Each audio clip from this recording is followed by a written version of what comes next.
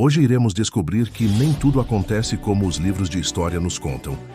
O Brasil foi realmente descoberto por acaso? Os livros de história sempre estão corretos? Vamos descobrir isso juntos. Ei, antes de começarmos, já aproveita para curtir o vídeo, se inscrever no canal e ativar as notificações.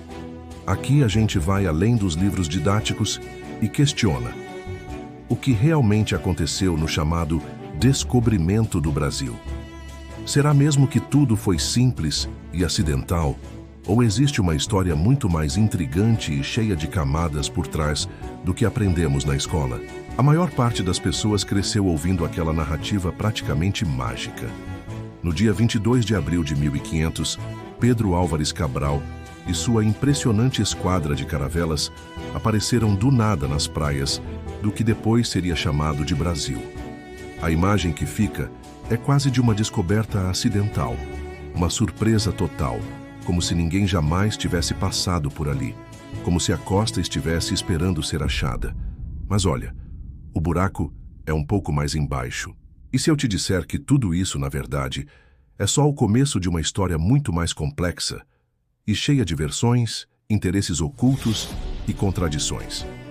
Vamos desconstruir juntos os mitos mais famosos e mergulhar nas verdades pouco faladas sobre esse suposto descobrimento. Começando pelo primeiro ponto.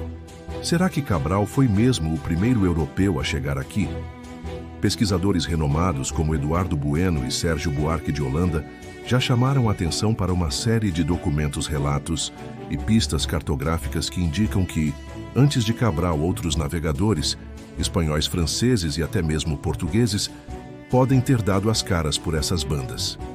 Na verdade, mapas do final do século XV já mostravam indícios de terras misteriosas no Atlântico Sul. Não é preciso forçar muito a imaginação. Naquela época, cada centímetro de Costa Novo era espionado, desenhado em segredo e disputado por marinheiros e cortinas de silêncio. E tem o clássico descobrimento de um lugar vazio. Quem nunca ouviu por aí que o Brasil foi simplesmente encontrado, como se fosse uma terra aberta, pronta para ser colonizada? É difícil acreditar, mas cerca de 2 milhões de indígenas viviam na costa e pelo interior do Brasil, organizados em mais de 1000 povos distintos, cada um com língua, costumes, arte, cosmologia próprios. Quando a esquadra de Cabral chegou, foi só o encontro entre uma potência marítima europeia e diversas nações já estabelecidas há séculos. Se a gente pensar bem, o que se chamou de descobrimento é, na real, um choque de mundos. E do ponto de vista indígena, muito mais uma invasão. Aliás, lembra daquela história de que Cabral só chegou ao Brasil porque se perdeu? A explicação mais reproduzida desde a escola fala sobre ventos, tempestades e equívocos de navegação, sugerindo um achado casual. Porém, vários estudiosos, especialmente Luiz Felipe Thomas e outros especialistas em história náutica, analisam cartas, diários e movimentos estratégicos da coroa portuguesa, que sugerem algo bem mais planejado. De olho no Tratado de Tordesilhas, Portugal sabia dos segredos do Atlântico e provavelmente buscava garantir a posse oficial da terra, que de alguma forma já era citada por pescadores e outros marinheiros a serviço do rei. Ou seja, eles sabiam sim que havia muito mais além-mar do que os mapas públicos mostravam. E você já tinha ouvido falar dessas versões alternativas? Comenta aí e compartilhe. Quais outros mitos você já percebeu? Vamos trocar ideia, porque história também se constrói no debate. Agora vamos falar sobre os protagonistas desse episódio: Pedro Álvares Cabral e sua tripulação. Cabral era um nobre com sangue de latifundiários, experiência militar, conhecido por não fugir de missões diplomáticas complicadas. Não foi sorteado ao acaso. A coroa portuguesa tinha grandes interesses comerciais e políticos na empreitada, especialmente disputar o espaço com os espanhóis nas rotas de especiarias.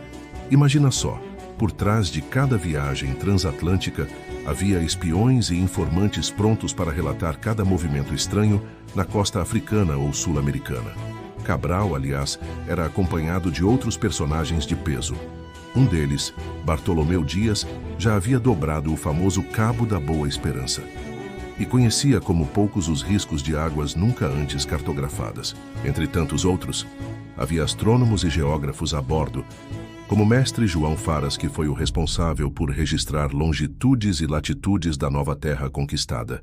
A tripulação passava de 1000 pessoas e contava com intérpretes, pois existia, sim, a expectativa de negociar com diferentes povos a cada porto, inclusive os desconhecidos da nova costa.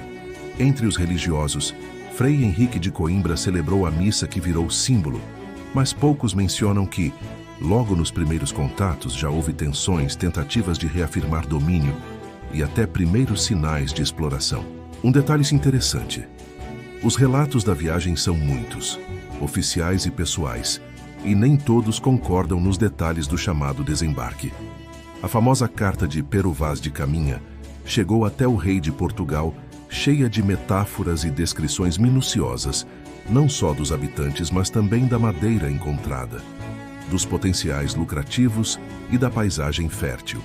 E entre documentos menos conhecidos, há menção a náufragos, motins dentro da frota e problemas de liderança. Pouca gente sabe, mas da esquadra original, algumas naus nunca chegaram, perdendo-se nas tempestades ou afundando antes mesmo de avistar qualquer terra.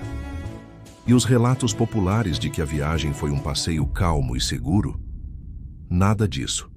Navegar pelo Atlântico era arriscar a vida a cada semana. Quando olhamos mais a fundo, vemos que as motivações para a viagem não tinham nada de inocentes. O grande interesse era geopolítico: sustentar o Tratado de Tordesilhas, firmado em 1494, e garantir oficialmente aquilo que Portugal já suspeitava existir além-mar. E tudo isso porque o comércio de especiarias era vital para a riqueza da coroa. E havia uma necessidade urgente de garantir rotas e territórios exclusivos frente à ascensão da Espanha e das demais potências europeias. O Brasil, para Portugal, foi antes de tudo uma barganha comercial, uma medida de segurança política e uma resposta estratégica a ameaças externas. Mas e quanto aos povos originários? Enquanto os relatos oficiais suavizavam o impacto do contato, cartas e crônicas menos conhecidas, examinadas em pesquisas recentes, mostram que logo surgiram conflitos, tentativas de capturar indígenas, trocas de objetos por puro interesse de exploração e até resistência local. E mais, pesquisas recentes revelam que muitos primeiros contatos não foram pacíficos nem espontâneos. Documentos do século XVI citam, por exemplo, tentativas de escravização, tensões imediatas e uma rápida mudança dos padrões de ocupação dos povos costeiros, forçados a migrar, lutar ou negociar em novas condições. Existe ainda a hipótese de que outros europeus já teriam passado pelo Brasil antes de Cabral. Estudos de historiadores como Carlos Alberto Doria, além dos relatos compilados por Eduardo Bueno, sugerem que pescadores bascos e ingleses já exploravam a costa do Atlântico Sul, buscando principalmente pau-brasil e outros itens valiosos. Algumas fontes mencionam até mesmo a presença de franceses em expedições discretas, décadas antes do famoso ano de 1500.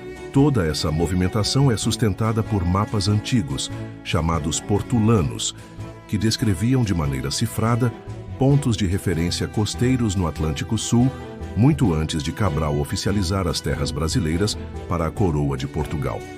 Esses mapas eram frequentemente mantidos em sigilo absoluto, por medo da espionagem e do jogo geopolítico feroz dos séculos XV e XVI. Em meio a tudo isso, o famoso termo descobrimento ficou durante séculos impregnado em livros didáticos e no imaginário popular, apresentando o episódio como um marco heróico, quase romântico. Mas a história real é sem dúvida mais complexa, cheia de lacunas e silêncios intencionais. E para os povos indígenas, o evento representou o início de séculos de transformação forçada, perda de territórios e resistência cotidiana, que, até hoje, precisa ser parte do nosso debate sobre identidade nacional. Resumindo, o que a gente aprende nas escolas geralmente é apenas uma das versões possíveis, altamente simplificada e, em muitos casos, convenientemente adaptada para reforçar a ideia de uma missão gloriosa dos portugueses. Por trás do descobrimento estavam motivações geopolíticas, estratégias secretas, jogos de poder e interesses muito concretos em riquezas naturais e rotas comerciais. Cabral dificilmente foi o primeiro europeu a colocar os pés aqui. O litoral brasileiro já era conhecido por muitos outros povos, indígenas e não indígenas, e o encontro de abril de 1500 foi só mais um capítulo, não o começo absoluto de uma história. Os personagens desse momento histórico vão muito além dos nomes que aparecem em provas e datas oficiais. Eram homens de diferentes interesses, muitos deles experientes, outros desesperados, gente acostumada a riscos, intrigas e até traições no mar. Nada de missão tranquila e desinteressada.